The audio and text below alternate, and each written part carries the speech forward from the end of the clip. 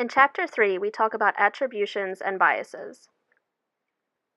Attributions are the process in which we seek information and draw inferences. The goal is to understand the causes behind one's behavior to obtain knowledge over their stable traits. The first attribution I talked about was the correspondent theory. This theory asks us how we use information on others' behaviors in order to infer their traits. In this theory, we notice people act certain ways because their external factors leave them little choice. An example of this would be when we go to a restaurant and have a waitress who is friendly and talkative. Just because they were like this in their work scenario does not mean that they are like this all the time. Their job requires it. Being friendly equals more tips, and this is often used in work settings.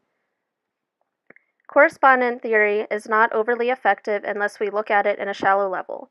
For example, we can infer a person may possess certain traits in a work setting, but we cannot generalize their personality in their everyday encounters. This is more effective if we know someone personally. The second attribution that I picked was fate attribution, which is affected by whether we believe the outcomes of this situation in our lives are meant to be. We often focus on fate and that events occur because it's our destiny. An example would be someone missing their bus and has to wait for the next stop. They later find out that this bus got into an accident. They may believe it was their fate or destiny that they did not get on the bus in time. This is most used by people who are religious and from other cultures. This may be effective to those who believe in destiny and fate, but for those who do not believe, it is not very effective. A bias I chose was self-serving bias, which is the tendency to attribute positive outcomes to internal factors such as your own traits and characteristics, but use negative outcomes to external causes. There are two categories, cognitive and motivational. Cognitive suggests that we attribute our own positive outcomes to internal causes and negative to external. We expect to succeed. Motivational suggests that self-serving bias stems from our need to protect and enhance our self-esteem. An example would include a job interview. This is commonly used in performances or something that gives feedback. For example, during a job interview, you get offered a job on the spot. You may think this is due to your high level of talent and professionalism, which is an internal cause. Contrary, if you have an interview and do not get a call back, you may blame it on the person interviewing you, thinking they are harsh or the questions were too hard, which is an external factor.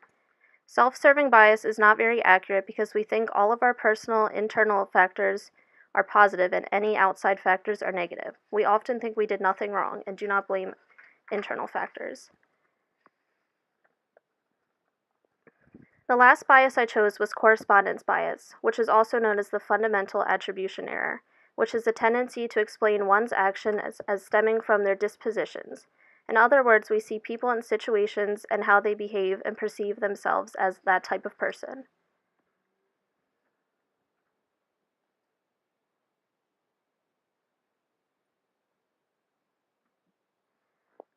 An example would be someone walks into class and trips over and drops their drinks on themselves. We often observe this person and think that they are clumsy and that they were not paying attention, but fail to take in any external factors. We tend to use this bias in observing nature and how we see people in social aspects.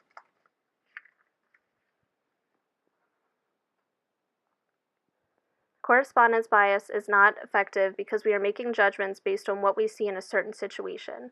How a person's traits may be seen in a certain situation is not a generalization of how they always are.